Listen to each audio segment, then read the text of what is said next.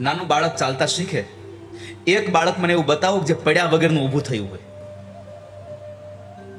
છે? એક તો બતાવો ખાલી, મારે વધારે ન જોઈતા. એક બાળક એવું બતાવો કે આ ચાલતા શીખું કોઈ દી પડ્યું જ નથી.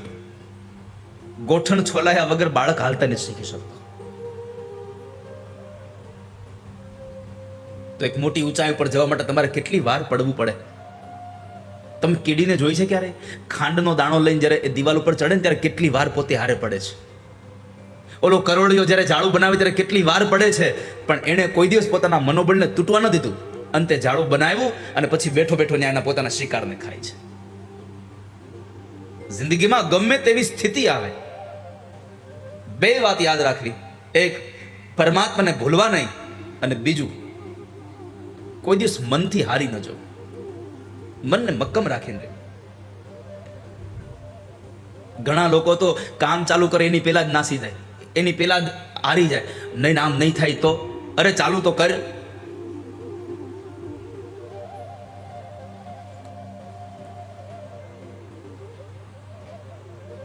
ઘણા લોકો ગાડી શીખવા જાય તો કે મને નહીં ફાવે, ભટકાઈ જાય. અરે પણ ભટકાય તો વાંધો નહીં, અવાજ આવશે તો ચાલુ તો કર.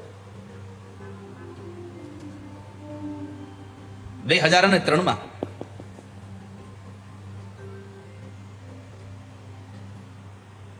એરન રોસ્ટન નામનો એક 27 વર્ષનો યુવાન,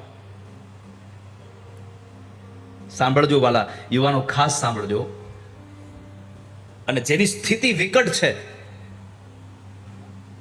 કદાચ મેં આ પ્રસંગ વાંચ્યા પછી મને એમ લાગે છે કે આનાથી તો ખરાબ સ્થિતિ આપણી નહીં જ હોય.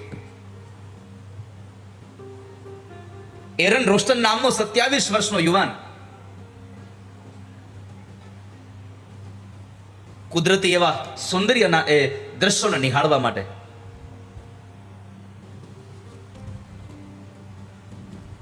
નદી, નાળાઓ, પર્વતો,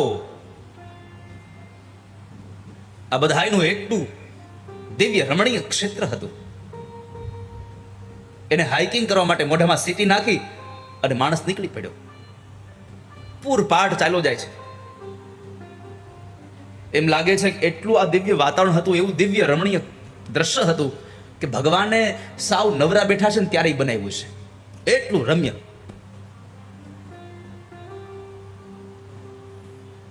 અને એમાં પણ આમ જોવા જાવ તો એડવેન્ચર એટલે ખબર છે ને, ઓલા છોકરાઓ માથામાં કેપ પહેરે, ગ્લોવ્સ પહેરે ને પછી દોરડા ઉપર ચડીને જાય, આવું તેવું બધું એડવેન્ચરમાં નીકળી ગયો. ઘણા બધા છોકરા છોકરીઓ પણ એડવેન્ચરની એ વૃત્તિ એ પ્રવૃત્તિઓ કરીને એ આખા ક્ષેત્રને એટલું દિવ્ય બનાવી રહ્યા હતા. એક તો ખડકાળ પ્રદેશ, રેતાળ પ્રદેશ, સાવ એવી જગ્યાએ ભીષણ હતી છતાં પણ એટલી સરસ લાગતી હતી, લોકોને ગમતી હતી. દ્રશ્ય જોવું ગમી રહ્યું બધાને. આ એરન ઉપડે છે, ગયો. વીકેન્ડ હતો, એકલો જાય છે.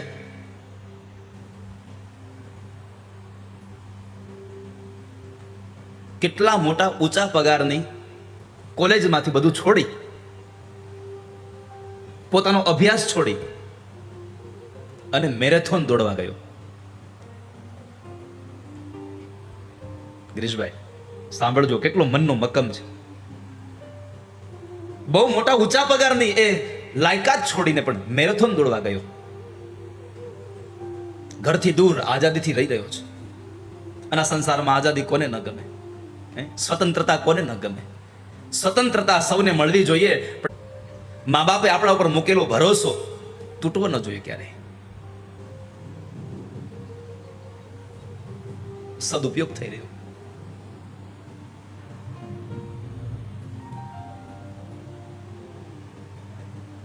આ એરનને એટલો બધો એકાંતિક જીવન વાળો, એને મોબાઈલની રિંગ વગડે એ ખલેલ પહોંચાડે છે. ક્યારેક તો એ માણસ ફોન સાથે હોય ને તો એવા વિસ્તારમાં જવાનું પસંદ કરે જ્યાં નેટવર્ક જ ના આવતું હોય. આટલો એકાંતિક. અને એ માણસ એડવેન્ચર માટે ગયો છે.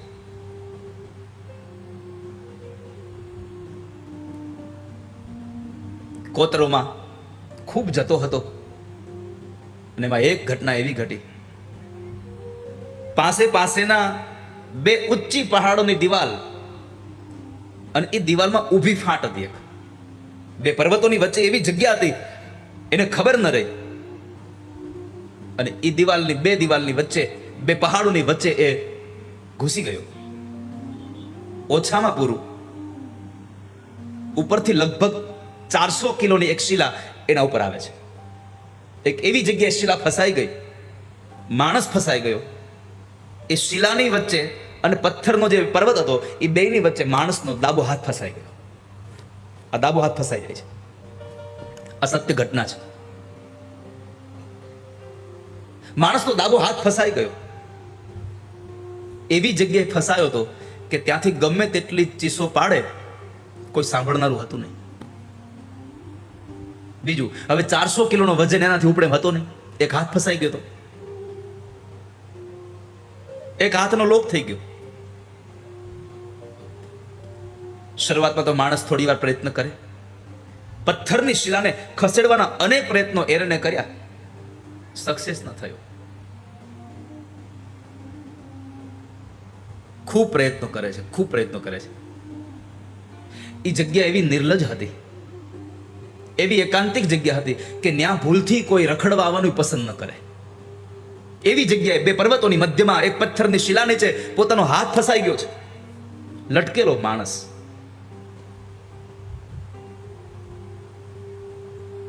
શું કરું હવે?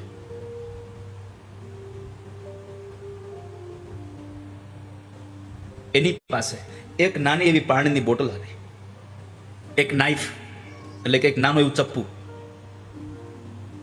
એક પેન, એક પેન્સિલ, એક નાની એવી પ્લાસ્ટિકની બેગ જેમાં હેન્ડીકેમ બધું.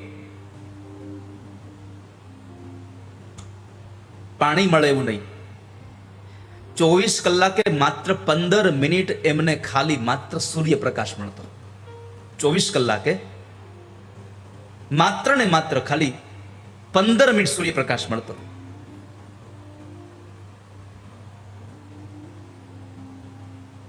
શરૂઆતની કલાકોમાં બહુ પ્રયત્ન કર્યો, મથ્યો, હાથ નીકળ્યો નહીં. એકદમ હાથ ફસાઈ ગયેલો ને ખૂબ એણે ચિલ્લા પણ કરી, કોઈ મદદ ના આવ્યો.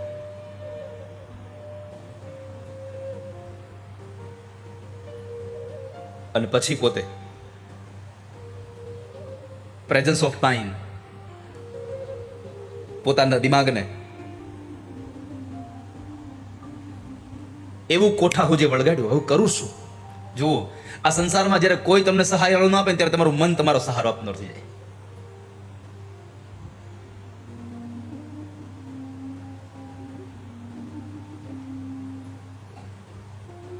પોતાના મનને કોઠા હુજમાં એવું લગાડ્યું, પ્રેઝન્સ ઓફ માઇન્ડ, કે હવે શું કરું?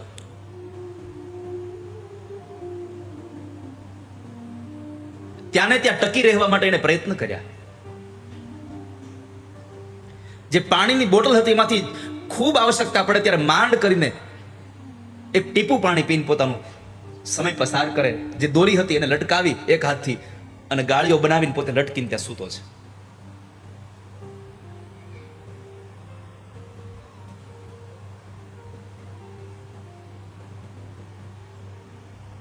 શરીરમાં ડિહાઇડ્રેશન ન થાય એના માટે એક એક ટીપું પાણી જ્યારે ખૂબ આવશ્યકતા પડે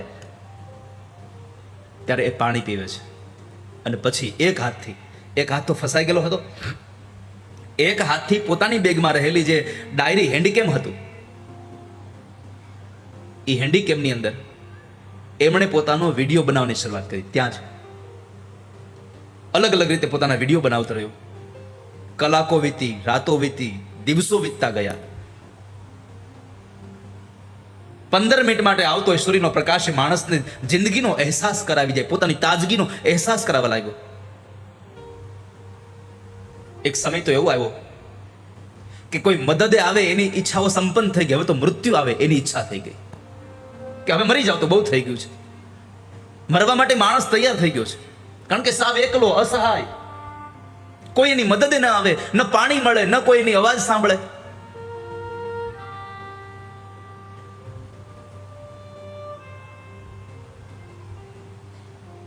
એક આશાના અંકુર સામે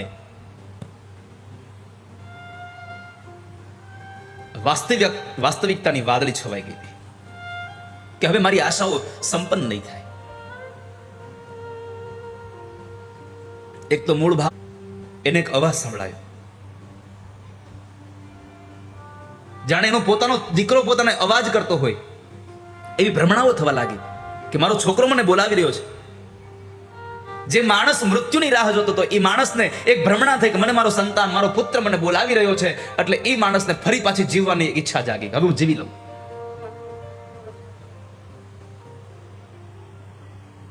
શું કર્યું માણસે ખબર છે? પોતાનો જમણો હાથ જે ફસાઈ ગયો હતો ને એ એકદમ એટલો ચગદાઈ ગયો હતો, હાથની પર સોજા ચડી ગયા અને એ હાથ હવે લીલો ભૂરા રંગનો મેળો થવા, એટલો સોજી ગયેલો હાથ. છૂટું કેમ? પોતાની પ્લાસ્ટિકની બેગમાં એક નાનું એવું નાઇફ, જે ચપ્પુ હતું, પોતાનો ખોટો પડી ગયેલો હાથ પોતાના નાના એવા ચાકાથી કાપવાની શરૂઆત કરી દીધી. પોતાની જાતે એ ચપ્પુથી એ હાથને કાપી નાખે છે. નાગચુંડમાંથી એ છૂટવા માટેના પ્રયત્નોમાં એમણે પોતાના હાથના હાડકાને ધીમે ધીમે કાપી નાખ્યા. હાથ જેવો કપાઈ ગયો એટલે એ માઇલો સુધી નીચે પડતો આવ્યો. ઉપરથી અથડાતો પથડાતો ચાલ્યો નીચે આવ્યો. માઇલો સુધી માણસ ચાલ્યો ગયો છે. હાથ ખોટો પડી ગયો હતો, એને ભૂલી ગયો છે દુખાવાને, જીવી ગયો એનું સુખ મેળવે છે.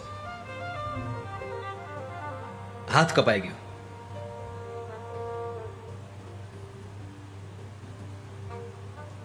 એક દર્દની એક સીમાને વટાવીને માણસ પોતાના હાથને કાપી અને અંતે ચાલ્યો જાય છે. પોતાના મર્દાનગીના એ જે અંદર પ્રવાહોની અંદર વહેતો જે મર્દાનગી છે એને ટીપે ટીપું નીચવી નાખીને પોતાનો હાથે કાપી નાખ્યો છે. દુઃખને સહન કરી માણસ પડ્યો, ચાલ્યો જાય છે. પણ મારે તમને એ કહેવું છે, બે પર્વતોની એ તિરાડમાં 400 કિલોના પથ્થરની એ શિલાની વચ્ચે ફસાઈ ગયેલા હાથવાળા માણસ કેટલું રહ્યો ત્યાં? 127 કલાક. 127 કલાકે માણસ ત્યાં જજુમો અને 127 કલાક પછી માણસે પોતાનો હાથ કાપી નાખ્યો, નીચે પડ્યો. જો એ માણસ ત્યાં હારી ગયો હોત તો આજે દુનિયાનો મોટો મોટિવેશનલ સ્પીકર ન થયો હોત. એક હાથ હોવા છતાં માણસ સ્વિમિંગમાં ચેમ્પિયન બન્યો. એક હાથ હોવા છતાં એ માણસ માઉન્ટેનિંગ કરે છે. બે હાથ વાળો માણસ જે ઊંચા પહાડા ઉપર ન જઈ શકે, એક હાથ વાળો માણસ જઈ શકે છે. અનમેરિડ હતો. એમણે 2006 ની અંદર એમણે મેરેજ કર્યા અને પેલો હાથ કાઢવામાં જે માણસને હાથ કાપ્યો ને એ માણસ હાથ કાઢ જે જગ્યાએ હાથ ફસાઈ ગયો હતો એ હાથ કાઢવા માટે લખ્યું છે પુસ્તકોમાં કે 13 માણસો અને એક હાઇડ્રોલિક કામે લગાડીને ત્યારે એક હાથ નીકળ્યો ખાલી. કેટલો? 13 લોકોને અને એક હાઇડ્રોલિક જ્યારે કામે લગાડી ત્યારે એ માણસનો ફસાયેલો હાથ નીકળ્યો. એ માણસ મક્કમ બની પોતાના હાથને કાપી નીચે આવ્યો. તો આજ એમણે જે પોતે ફસાઈ ગયેલી 127 કલાકની એ ઘટનામાં જે વિડીયો ઉતાર્યા હતા એ વિડીયો ઉપરથી, એના અનુભવો પરથી, એના ચમત્કારો પરથી આજે એક પિક્ચર બન્યું છે 127 અવર્સ. કદાચ કોઈ નામ સાંભળ્યું હોય, 127 અવર્સ. મારે આ વાત સાથે એટલું કહેવું છે, ચિત્ત તુષિદને ચિંતા ધરે, કૃષ્ણને કરવું હોય તે કરે. તું શા માટે ચિંતા કરે છે? આ તો કૃષ્ણને જે કરવું છે એ જ કરશે ને. એ સમયે જે એરનને જે વિચાર આપ્યો છે તારો હાથ કાપી નાખ, એ આજુબાજુના લોકોએ નહીં, એની અંદર રહેલા કૃષ્ણએ જવાબ આપ્યો છે કે એ હાથ કાપી નાખ, જીવાડી દેશ તને હું. એમાં અહીંયા પાંડવોનો પણ એક વાળ વાકો ન થયો. એનું મૂળ કારણ છે એની અંદર કૃષ્ણ બેઠા છે. કૃષ્ણ બચાવે છે મને તમને.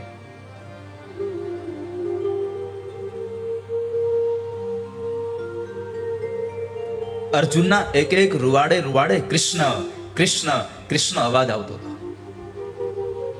કૃષ્ણ અર્જુનને કેટલો પ્રેમ કરતા હતા. ઇન્દ્રએ જ્યારે માગવાનું કહ્યું કે માગો મારી પાસે, શું આપું તમને, માગી લો, શું આપું તમને, ત્યારે અર્જુને માગ્યું કે અમને શસ્ત્ર મળે, મને મોટું શસ્ત્ર મળે. અને કૃષ્ણને કહ્યું કે તમે પણ મારી પાસે માગો, શું આપું તમને. અને ત્યારે ભગવાન કૃષ્ણએ માગ્યું કે આ પાર્થ સાથે મને પ્રીતિ રહે, કાયમ માટે શાશ્વત પ્રીતિ રહે.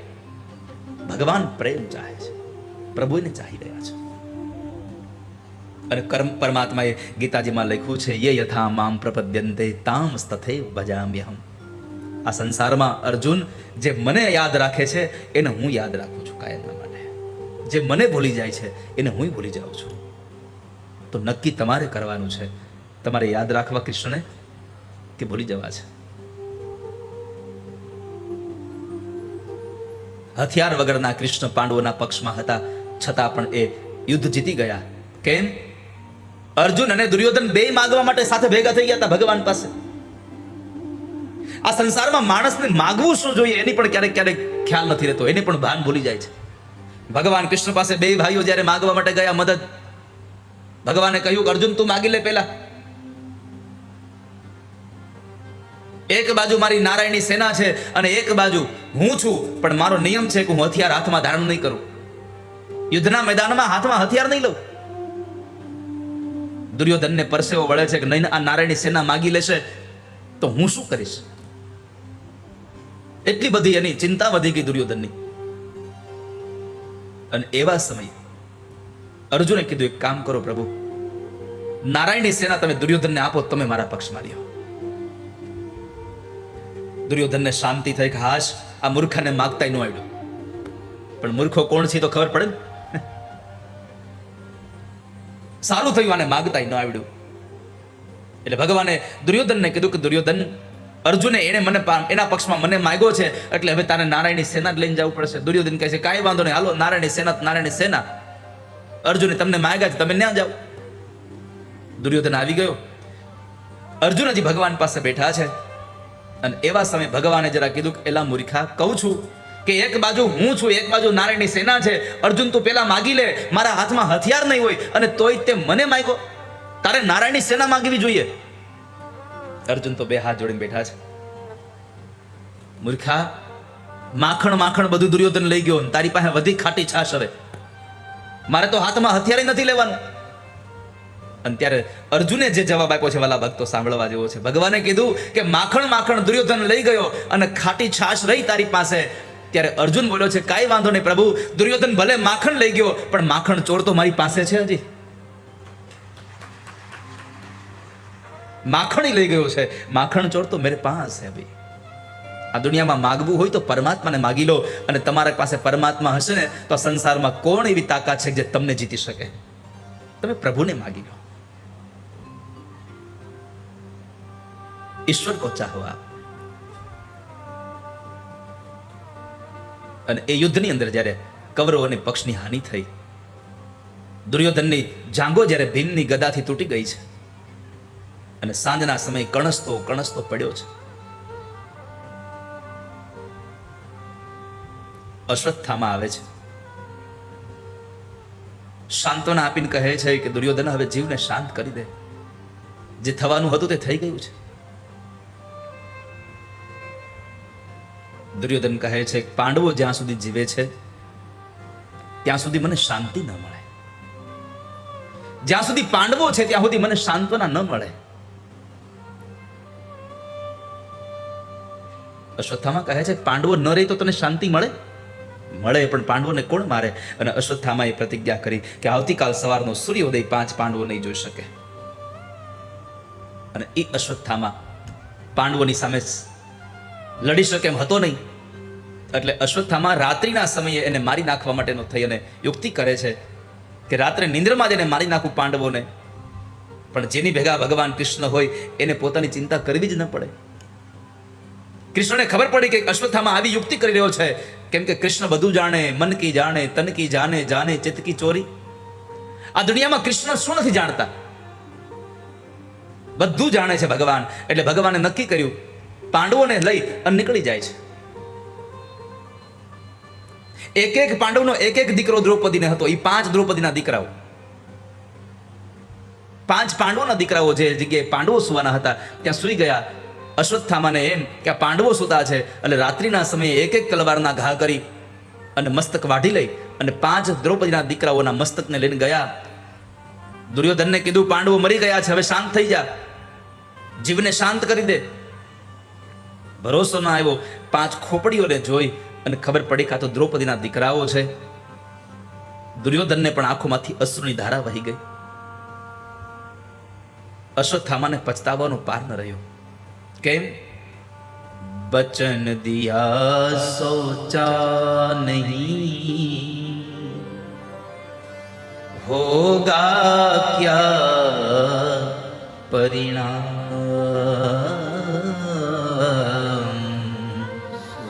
सोच समझ कर कीजिए जीवन में વચન દિયા સોચા નહીં. વચન આપ્યું પણ એને વિચાર્યું નહોતું ને આજે અશ્વત્થામાને પછતાવાનો પાર ન રહ્યો. બીજા દિવસનો સૂર્ય ઉદય થયો. દ્રૌપદી પોતાના દીકરાઓને જગાડવા જાય છે. ત્યાં દીકરાઓના ધડ પડ્યા છે, મસ્તક વિહોણા, લોહીની ધારાઓ નીકળી રહી છે, ખાબોચિયા ભરાણા છે. માં દ્રૌપદીએ કલ્પાંત કર્યું છે. માં દ્રૌપદી કલ્પાંત કરી રહ્યા છે.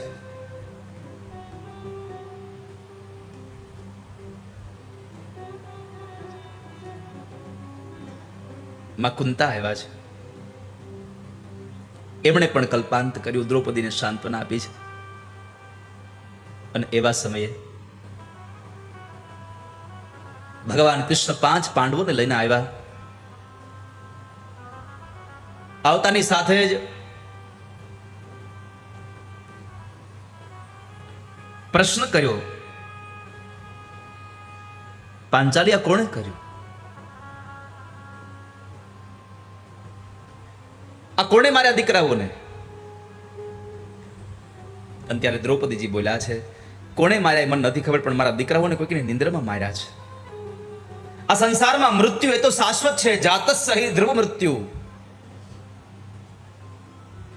મરવાનું છે, શાશ્વત છે, પણ મારા દીકરાઓને કોઈ ઊંઘમાં માર્યા છે. મને દુઃખ એ વાતનું છે કે મારા દીકરાઓ મરતા સમયે ભગવાનને યાદ નહીં કરી શક્યા હોય.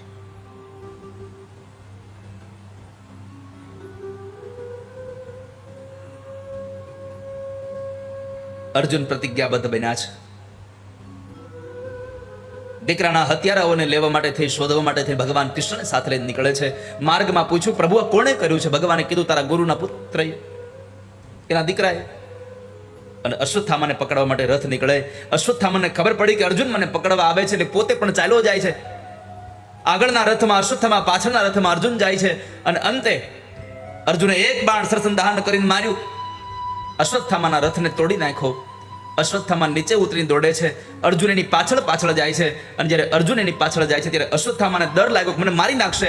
એટલે અશ્વત્થામાએ પોતાના પિતાજી પાસેથી શીખેલી વિદ્યાઓમાંનું એક બ્રહ્માસ્ત્ર એમણે અર્જુન ઉપર ચડાવ્યું. અને જ્યારે અર્જુન ઉપર બ્રહ્માસ્ત્ર ચડાવ્યું, અર્જુનના આખા શરીરમાં આગ લાગી.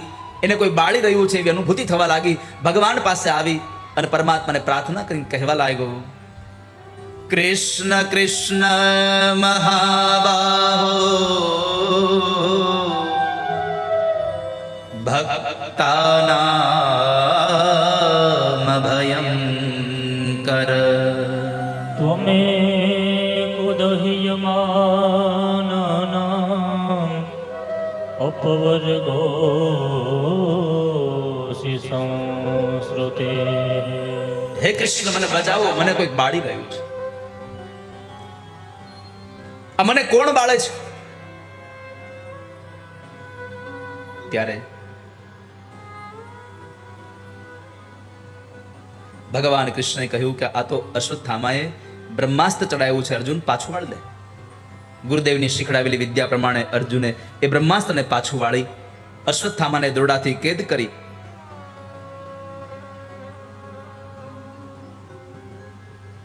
અને લઈ જાય છે. મહાભારતના આ પ્રસંગમાં એક બે વાત બહુ જોવા જેવી છે. કઈ? આપણા દીકરાનો હથિયારો આપણા હાથમાં લાગે તો આપણે કરીએ શું? આપણા સંતાનોને કોઈ મારી નાખ્યા હોય એ વ્યક્તિ આપણા હાથમાં આવી જાય, આપણે શું કરીએ? કેટલો આવેશ હોય આપણી અંદર. આ કથામાં એ જોવા જેવું છે કે અશ્વત્થામાને પકડ્યા પછી પણ આટલો આવેશ હતો છતાં અર્જુન વિવેક નથી ભૂલ્યા. આટલી મોટી વ્યાસપીઠથી અર્જુનની કથા એટલે કહેવામાં આવે છે કે ગમે તેવી સ્થિતિ આવી, ગમે તેટલો આવેશ, ક્રોધ આવ્યો, પણ માણસ વિવેક નથી ભૂલ્યો. આપણને ઉદ્બોધન આપે છે, આપણને સંદેશો આપે છે કે જિંદગીમાં ગમે તેવી સ્થિતિ આવે પણ વિવેક ન ભૂલાવવું જોઈએ.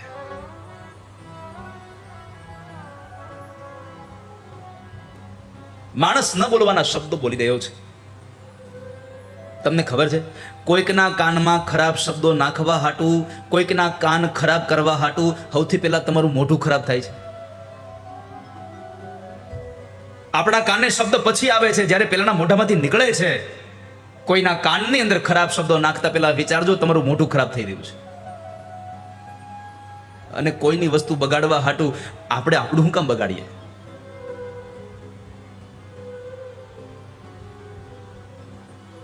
ન કરશો. અહીંયા અર્જુનની કથા એ છે કે એમણે આટલા બધા આવેશમાં પણ પોતાનો વિવેક નથી ભૂલ્યા. ભગવાન તો ક્યારના કહેતા હતા અર્જુન મારી નાખ. ભગવાન ક્યારના કહેતા હતા અર્જુન મારી દે એને, અહીંયા નહીં, એને ન્યા છે થોડો લઈ જવાય. ભગવાન તપાસ કરતા હતા કે અર્જુન શું કરે છે. પણ અર્જુને કહ્યું પ્રભુ મારા દીકરાને મારી નાખે, એના દીકરાને હું એને થોડું મારી નાખું તો એનામાં ને મારામાં ફેર શું? કેમ? તો કહે છે કે ગુરુ મહારાજે જેટલો પ્રેમ એના દીકરાને નથી કર્યો એના કરતા વધારે પ્રેમ મને કર્યો છે મારા ગુરુએ, અને એના દીકરાને હું મારી નાખું. વિવેક ન ભૂલ્યા. અર્જુન વિવેકી છે અને એટલા માટે ખડગ લઈ દીધું મારવા માટે ફરી પાછું મ્યાન કર્યું. દોરડાથી અશ્વત્થામાને બાંધી અને રથ સાથે બાંધી દઈને લઈ આવ્યા છે. પાર્થ રથમાં બેઠા છે. પરમેશ્વરને કહે છે રથ ચલાવો. ભગવાન રથ ચલાવે છે. ભગવાને ત્યાં સુધી કર્યું કે એલા એ આ ખડગ મ્યાન શું કામ કર્યું? કાઢ અને કરી ઘા, એક ઘા ને બે ટુકડા, ધડ પડ્યું રહેવા દે, મસ્તક ભેગું લઈ લે. અર્જુન ના પાડે છે, ના ભગવાન, મારા ગુરુનો દીકરો છે, બ્રાહ્મણ છે, આને મારીશ નહીં. ભગવાનને એ જ જોઈતું હતું, કેમ કે પરમાત્માએ અર્જુનને કહી રાખ્યું હતું કે અર્જુન આ સંસારમાં જેટલું બીજું બધું વાલું છે ને એ બધા કરતા મને બ્રાહ્મણ બહુ વાલો છે. આ સંસારમાં બ્રાહ્મણ મને બહુ ગમે છે. આ સંસારમાં જે બ્રાહ્મણને રાજી રાખે છે એ પરમાત્માને રાજી રાખે છે. આ સંસારમાં બ્રાહ્મણની જે નિંદા કરે છે એ પ્રભુની નિંદા કરે છે. આ સંસારમાં બ્રાહ્મણને જે દુખી કરે છે એ પ્રભુને દુખી કરે છે. અને પરમાત્મા એમ કહે છે કે મને ગાળો દે, મારું અપમાન કરે, મારો તિરસ્કાર કરે એ સહન કરી શકું, પણ મારા બ્રાહ્મણોનો કોઈ તિરસ્કાર કે મારા બ્રાહ્મણોને કોઈ ગાળો દે એ સહન ન કરી શકું ક્યારેય. રામચરિતમાનસમાં ભગવાન રામ બોલ્યા છે કે મારો અપરાધ માફ કરવાની ક્ષમતા મારામાં છે, પણ મારા ભક્તોનો અપરાધ કરે તો એને માફ ન કરી શકું. વાલ્મીકી રામાયણમાં ભગવાન બોલ્યા છે.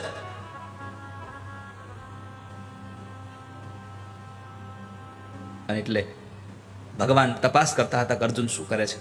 મારતા નથી, અશ્વત્થામાને પકડીને લઈ આવે છે. દ્રૌપદીની સામે ઉભા રાખ્યા છે. તથા હતં પશુવત પાશબદ્ધં વામુખં કર્મજગુપ્સિતેન નિરીક્ષ્ય કૃષ્ણા પકૃતં ગુરોસુતં વામસ્વભાવા કૃપયા નામ ચ. પશુની જેમ બાંધીને લઈ આવ્યા અને દ્રૌપદીની સામે આવીને ઉભા રહ્યા છે. અને દ્રૌપદીને કહે છે કે લે પાંચાલી, તારા 5 દીકરાનો હત્યારો, હમણાં એને દંડ દઈ દઉં. આંખો ઉઘાડી અને જુએ છે તો ગુરુપુત્ર અશ્વત્થામા અને આ સમયે 5 દીકરાના હત્યારાને જોઈ અને પોતે ધીરજ રાખી, વિવેક ન ભૂલી અને પગે લાગી અને પોતાના પતિને સંબોધન કરતા કહે, ઉવાચચા સહંતસ્ય બંધનાનયનમ સતી મુચ્યતામ એષ બ્રાહ્મણો નિતરામ ગુરુ. બ્રાહ્મણો નિતરામ ગુરુ. દ્રૌપદીજી બોલ્યા છે કે આને છોડી દો તમે. મુચ્યતામ મુચ્યતામ એષ. એક વાર નથી બોલ્યા છોડી દો, 2 વાર પાકો દ્રઢ કહ્યું છે મૂકી દો મૂકી દો. કોને લઈ આવ્યા તમે? અદ્ભુત વાક્ય. મારા દીકરાનો હત્યારો છે, મારી નાખો તમે તો શું મારા 5 દીકરાઓ મને પાછા મળશે? અને કદાચ તમે આને મારી નાખશો તો એનામાં તમારામાં ફેર શું? મારો દિદસ્ય જનની ગૌતમી પતિ દેવતા થહમ મૃતવત્સારતા રોદિમ્યાશ્રુમુખી મુહુઃ. આને મારવાથી મારા દીકરાઓ સજીવન નહીં થાય, પણ એક માને તમે રડાવવાના પ્રયત્ન કરી રહ્યા છો. આને જવા દો. જો મારા દીકરાઓ સજીવન થવાના હોય તો મારી નાખવાના, અને મારશો તો બ્રહ્મ હત્યાના અધિકારી બનશો. માટે કહું છું જવા દો, આને છોડી દો.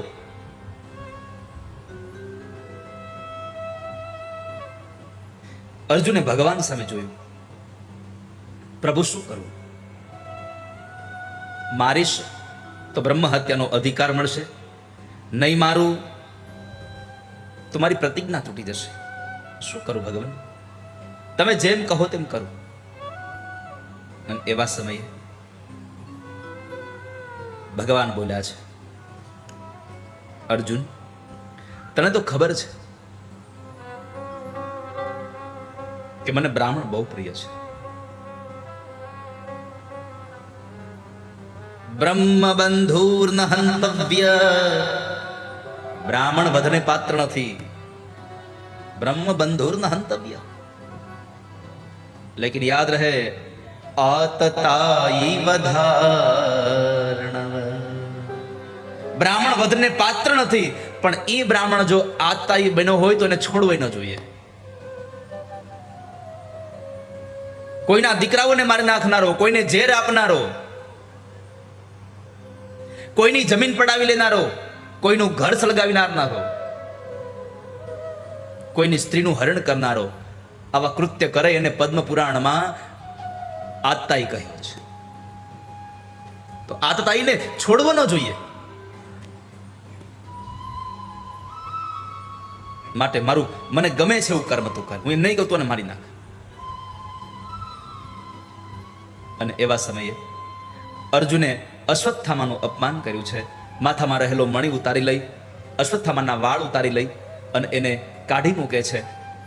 આ બાજુ ભગવાન કૃષ્ણ દ્રૌપદીના 5 દીકરાઓના ધડને અગ્નિ સંસ્કાર કરાવી અને પ્રભુ જ્યારે દ્વારિકા જવા માટે તૈયાર થયા તો એક સ્ત્રી આવી ભગવાનના પગ પકડી અને પ્રાર્થના કરીને કહે, પાહી પાહી મહાયોગિન દેવદેવ જગતપતે. નાન્યમ ત્વદભયમ પશ્યે યત્ર મૃત્યુઃ પરસ્પરમ. નાન્યમ ત્વદભયમ પશ્યે યત્ર મૃત્યુ પરસ્પરમ.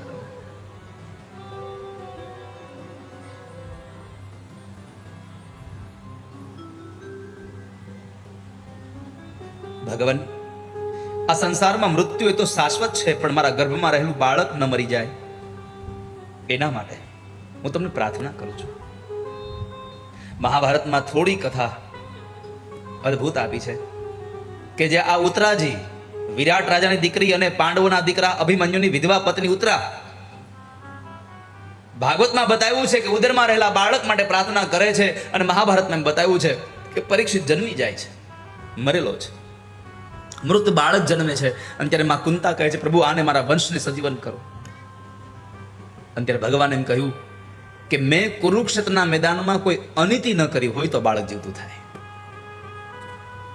મેં કુરુક્ષેત્રના મેદાનમાં ક્યાંય અનીતિ ન કરી હોય તો બાળક જીવતું થાય, અને પરીક્ષિત જીવતા થયા છે.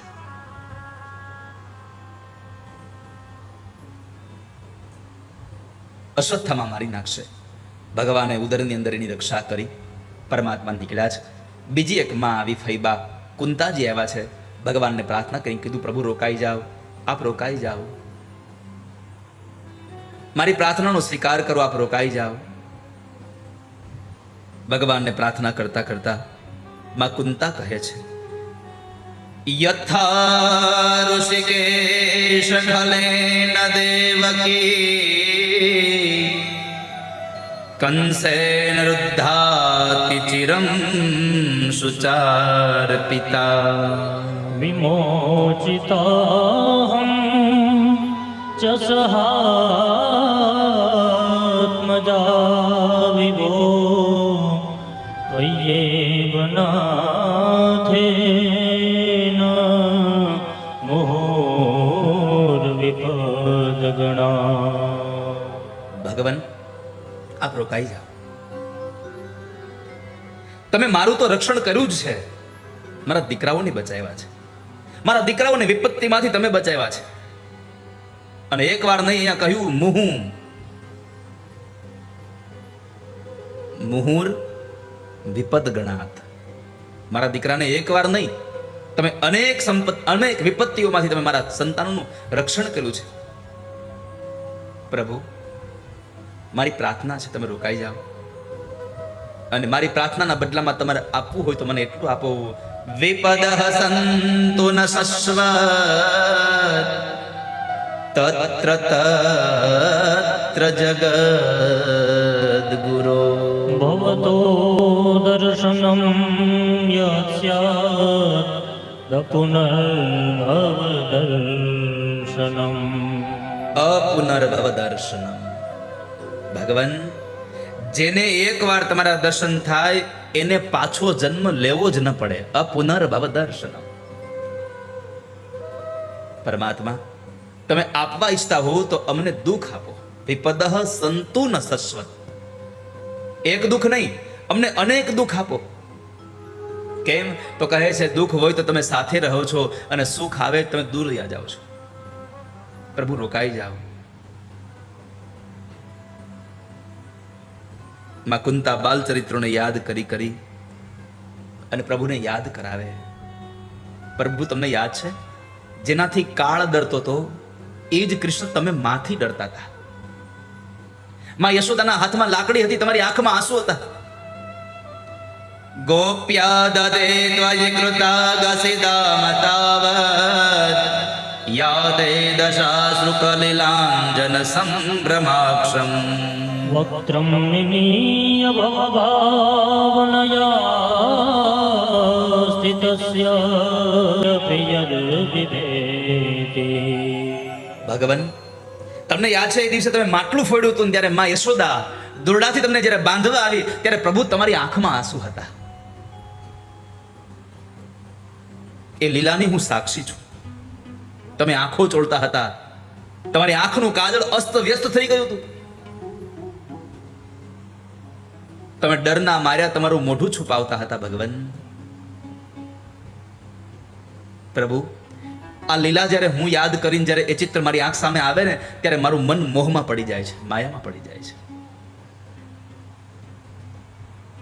જેનાથી કાળ પણ ડરતો ફરે, અને પ્રભુ તમે ડરતા હતા એ સમયે. શું આપની લીલા છે! તમારા પરાક્રમ તો આ વિશ્વમાં વિદિત છે બધાને. તમે નિર્ભયના સાક્ષાત અવતાર છો. ભગવાન આ બધી તમારી માયા છે, અને મારી છેલ્લી પ્રાર્થના એટલી છે અથ વિશ્વેશ વિશ્વાત્મન વિશ્વમૂર્તે સ્વકે સુમે સ્નેહપાશમિમં છિંધી દૃઢં પાંડોષુ વૃષણિષુ. માં કુંતાએ છેલ્લી પ્રાર્થના ભગવાનને કહી, પરમાત્મા, સંસારના પુરુષોને આ સંસારની માયામાંથી છૂટવું બહુ સહેલું છે, કેમ કે એક જ જગ્યાએ પકડાયેલા હોય છે, પોતાના કુટુંબ સાથે. જ્યારે સ્ત્રી બંને બાજુથી જકડાયેલી હોય છે, પોતાના પિયર પક્ષમાં પણ પકડાયેલી હોય છે અને પોતાના સાસરાના પક્ષમાં પણ જકડાયેલી હોય છે. માટે સ્ત્રીને આ સંસારની માયામાંથી છૂટવું બહુ બહુ કઠિન છે. પ્રભુ, હું બંને તરફથી પકડાયેલી છું, એક તો પાંડુ બાજુ અને એક વૃષ્ણિકુળ બાજુ, બંને તરફથી મારી જકડાયેલી સ્થિતિ છે. મારી પ્રાર્થના છે કે આ બંનેના સ્નેહ પાશમાંથી તમે મને છોડાવી દો. સ્નેહ પાશમ ઇમમ છિંધી. હે ભગવાન, મને સ્નેહમાંથી છોડાવી દો. મારી પ્રાર્થના છે તમને. હે પ્રભુ, આપ મને છોડાવો.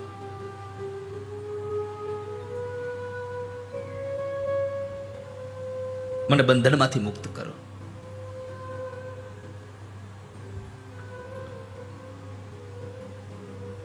માં કુંતાએ સ્નેહવશ ભગવાનની સ્તુતિ કરી છે. અને ત્યારે પરમાત્મા થોડુંક એવું હૈસા છે ખાલી. હો મંદમ જહાસ વૈકુંઠો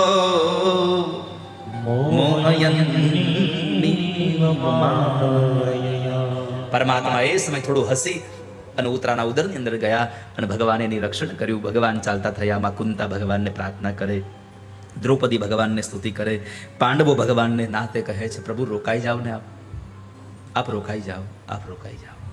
અને એવા સમયે પરમાત્મા રોકાયા. પણ ન તો ભગવાન દ્રૌપદી માટે, ન પરમાત્મા કુંતા માટે, ન પરમાત્મા ઉત્તરા માટે રોકાયા છે. તો એ કેવલ માત્ર ને માત્ર પરમાત્મા જો રોકાયા હોય તો દાદા ભીષ્મ માટે રોકાયા, કે જે દાદા ભીષ્મે ભગવાનને એટલું કહ્યું, સદેવ દેવો ભગવાન પ્રતીક્ષતામ કલેવરમ યાવદિદમ હિનોમ્યહમ. પ્રસન્નહાસા ઋણલોચનોલ્લસં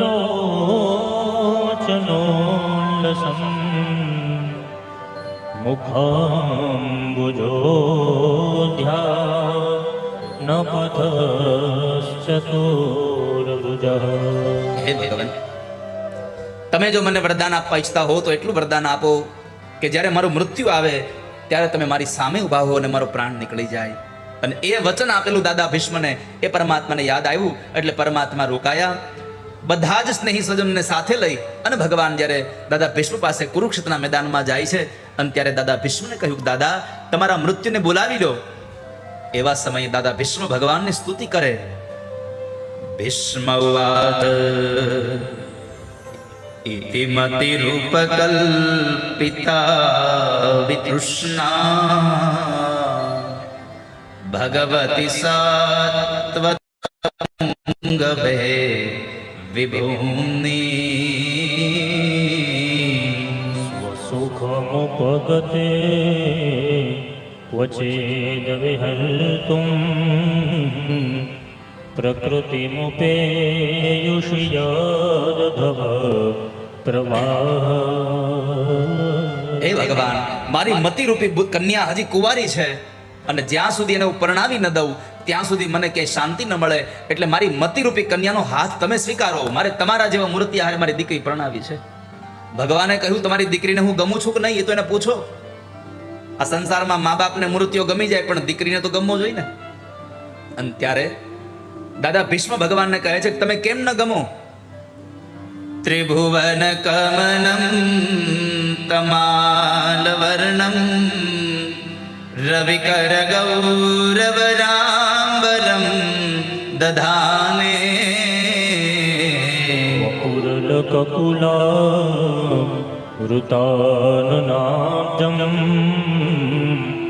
વિજય સખેરતિરસ્તુ મે પ્રવદ્યા.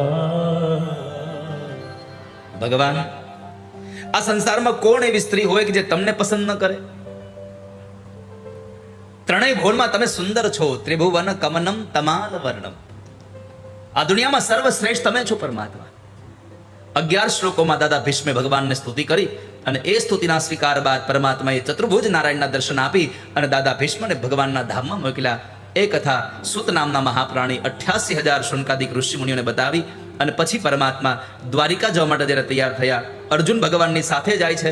પરમાત્માની લીલા માત્રથી અહીંયા ઉત્તરાના ઉદરમાંથી પરીક્ષિત મહારાજનું પ્રાગટ્ય થયું છે.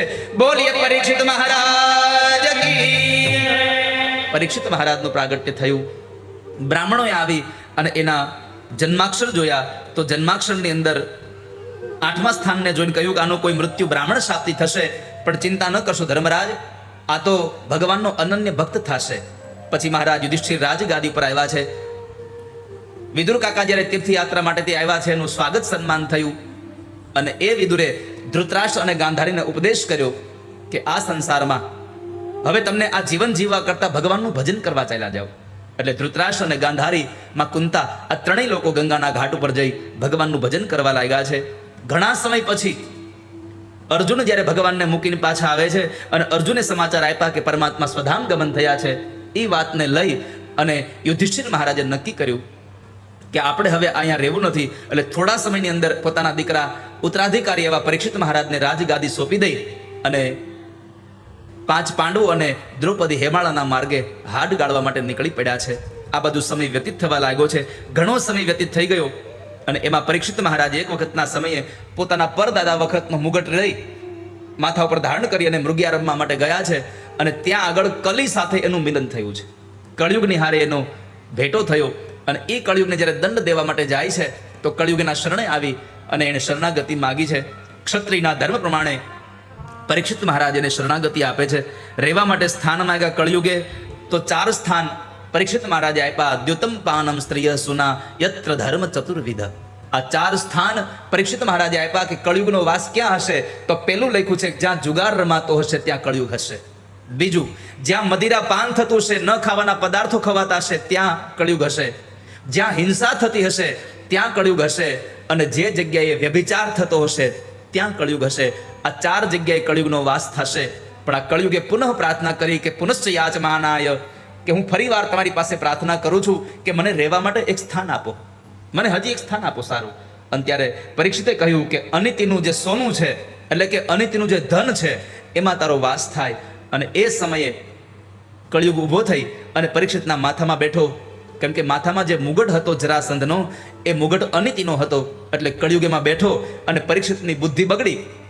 શમીક ઋષિના ગળામાં હારને બદલે મરેલો સાપ નાખ્યો અને શમીકના પુત્ર શૃંગીએ શ્રાપ આપ્યો કે મારા પિતાજીના ગળામાં જેણે મરેલો સાપ પહેરાવ્યો છે એને આજથી 7મે દિવસે જીવતો નાગ દંખ દઈ અને મૃત્યુ થશે. પરીક્ષિત ઘરે આવે છે, માથા પરનો મુગટ ઉતાર્યો અને મતી સૂજી કે આ તો મારાથી ખોટું કામ થઈ ગયું. એટલે ફરી પાછો આશ્રમમાં આવીને ક્ષમા માગે. પછી ખબર પડી કે મને શ્રાપ મળ્યો છે, એટલે શ્રાપમાંથી મુક્ત કેમ થવું એનો માર્ગ જ્યારે એમણે ગુરુદેવને પૂછ્યો એટલે કહ્યું તમે ભાગવતની કથા સાંભળો, તમે સત્સંગ કરો, તમે એમાંથી મુક્ત થઈ જશો. અને ત્યારે પોતાના ઉત્તરાધિકારી એવા જન્મેજય આદિ રાજાઓને રાજગાદી સોંપી દઈ અને પરીક્ષિત મહારાજ ગંગાના ઘાટ ઉપર જઈ અનશન વ્રત લઈને બેઠા છે. એને કોઈ ભાગવતની કથા કહેવા તૈયાર ન થઈ. અને ત્યારે સુખદેવજી મહારાજ રાજા પરીક્ષિતને કથા કહેવા આવે એના માટે દેવર્ષિ નારદે સુખદેવને પ્રાર્થના કરી કીધું બાપજી તમે પરીક્ષિતને ઉગારી લો, તમે પરીક્ષિતને બચાવી લો, તમે પરીક્ષિતનું મૃત્યુ સુધારી દો. આપણું મૃત્યુ મહોત્સવ બને એવું જીવન જીવવું જોઈએ. ભગવાન બુદ્ધને એના અનુયાયીઓએ પ્રશ્ન કર્યો કે મહારાજ ભગવાન હમારા મૃત્યુ મહોત્સવ कैसे बनाए, મૃત્યુને કેમ જાણી લેવાય? ત્યારે ભગવાન બુદ્ધે કીધું કે મૃત્યુને જાણવું હોય તો જીવનને જાણી લો. પેલા જીવનને જાણ્યા વગર મૃત્યુને તમે જાણી નહીં શકો. તમે મૃત્યુને જાણી લો. અને એવા સમયે પરીક્ષિત મહારાજને જ્યારે કથા કહેવા માટે સુખદેવજી મહારાજ આવ્યા છે તો પહેલો વહેલો પ્રશ્ન પરીક્ષિત મહારાજે સુખદેવજી મહારાજને કર્યો. અતઃ પૃચ્છામિ સંસિદ્ધિમ યોગિનાં પરમં ગુરુમ. પુરુષસ્યેહ યત્ કાર્યમ મ્રિયમાણસ્ય સર્વથા. પેલા સ્કંદના અંતમાં પ્રશ્ન કર્યો, બાપજી જેનું મૃત્યુ નજીક આવ્યું હોય એને શું કરવું જોઈએ? અને ત્યારે સુખદેવજી મહારાજે જવાબ આપ્યો, વર્યાને શતે પ્રશ્ન કૃતો લોકહિતમ નૃપ. આત્મવિદ સંમતઃ પુંસાં શ્રોતવ્યાદિષુ યઃ પરઃ. એતાવાન સાંખ્ય યોગાભ્યામ સ્વધર્મ પરિનિષ્ઠયા જન્મલાભઃ પરઃ પુંસાં અંતે નારાયણ સ્મૃતિઃ. રાજા, તારો પ્રશ્ન સર્વશ્રેષ્ઠ છે કે આ સંસારમાં મૃત્યુ જેનું નજીક આવ્યું હોય એને શું કરવું જોઈએ? જેનું મરણ નજીક આવે એને શું કરવું જોઈએ? પણ આપણે મરણની વ્યાખ્યા અવળી સમજ્યા છીએ કે આપણે પથારીમાં પડી જઈએ અને ડોક્ટર એમ કહી દે કે હવે નક્કી નહીં કેટલું જીવશે, ક્યારે મૃત્યુ આવશે. ના, આ સંસારમાં બોલતા બોલતા એવી જાય છે. આ સંસારમાં મૃત્યુ ક્યારે આવી જાય નક્કી નહીં વાલા ભક્તો. માટે ભગવાનની અહીંયા કહેવાની ભાવના એ છે કે જેનો શ્વાસ અંદર જાય છે ને એમાં ભગવાનને રટવા, જેનો શ્વાસ બહાર નીકળે છે એને ભગવાનને રટવા. કેમ? અંદર ગયેલો શ્વાસ તમે બહાર કાઢી શકશો કે નહીં એની પણ કોઈ જવાબદારી નથી, અને બહાર કાઢેલા શ્વાસ પછી તમે નવો શ્વાસ અંદર લઈ જઈ શકશો કે નહીં એની કોઈને ખબર નથી. એટલા માટે ભગવાનને એક એક શ્વાસે શ્વાસે ભજવા, પરમાત્માને ભજતા જ રહેવા. પણ ઘણી વખત લોકો કહેતા હોય ભગવાને તો ઘણાય ભજવા પણ કામમાંથી નવરાય મળે તો ને. રાત્રે નિંદરા દિવસે કામ,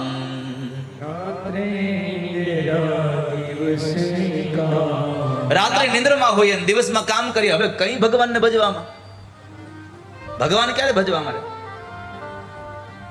યાદ રાખજો વાલા ભક્તો કે જો તમે એવું રાખ્યું કે આવતીકાલ ભગવાનની કથામાં જાશું તો કાલનું કઈ નક્કી નહીં. અહીંયા કાલની કઈ જવાબદારી નથી કોઈની કે કાલે અહીંયા તમે કથામાં આવી શકો ન આવી શકો. અરે હું ન આવી શકું, કાલે વક્તા બીજા બેહાર પડે. અહીંયા ન જાણું જાનકી નાથે કાલ સવારે શું થવાનું.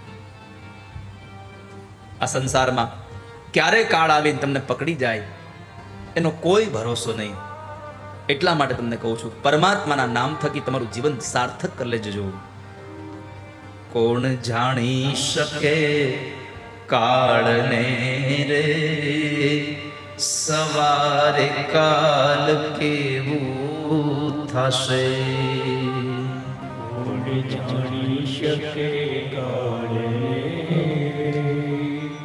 સવારે કાલ કેવું થશે.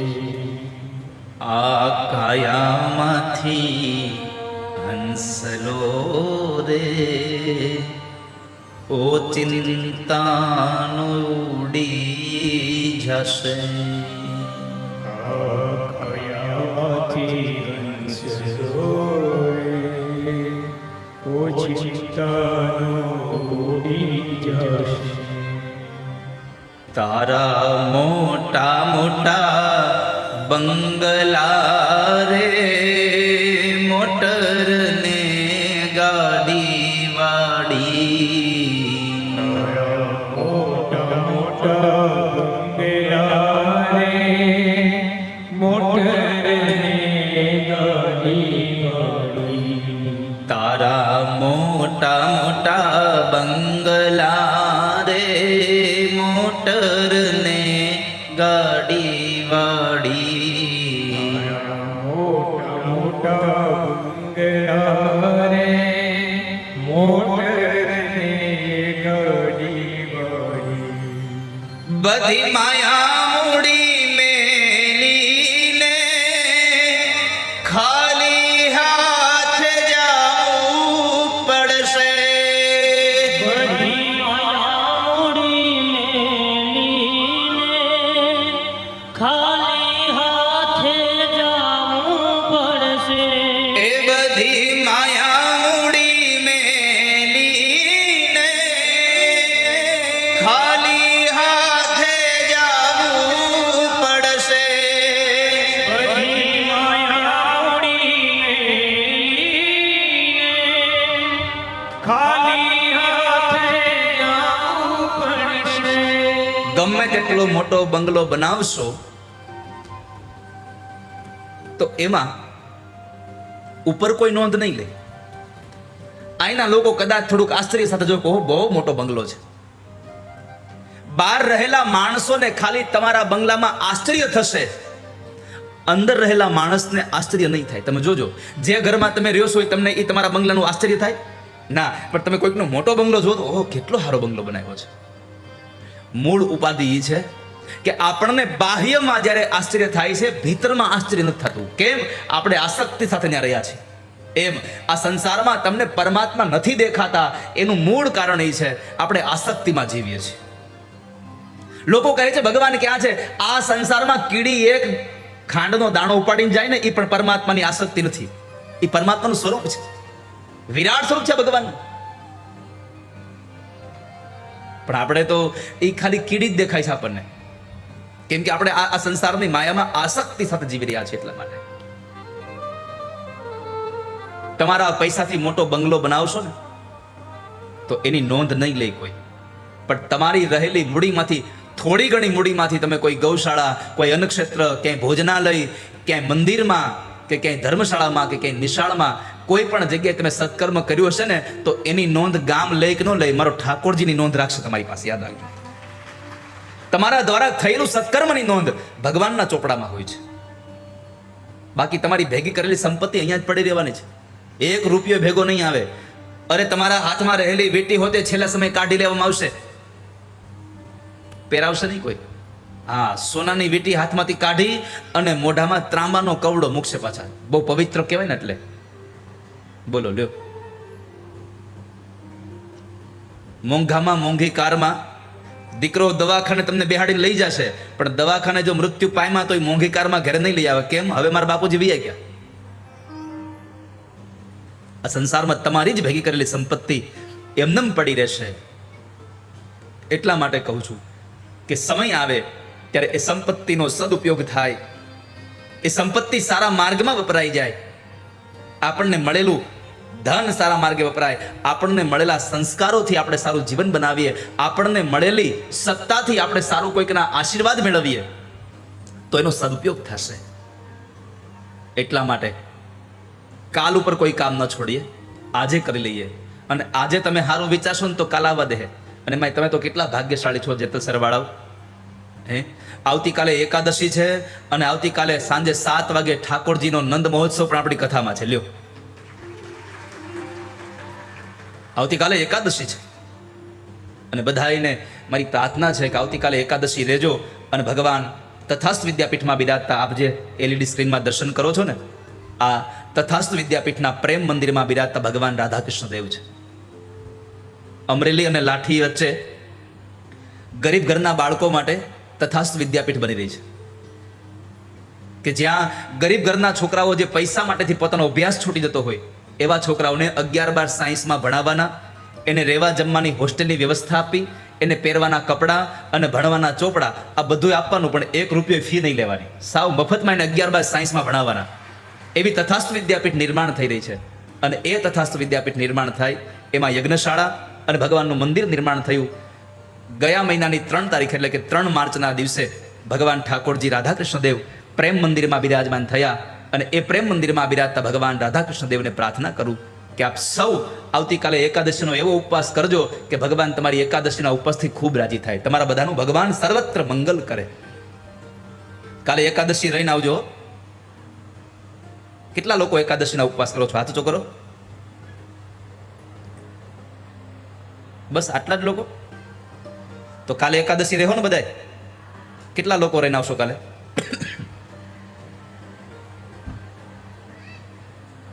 ધન્ય એકાદશી, એકાદશી કરીએ તો વ્રજ સુખ પામીએ.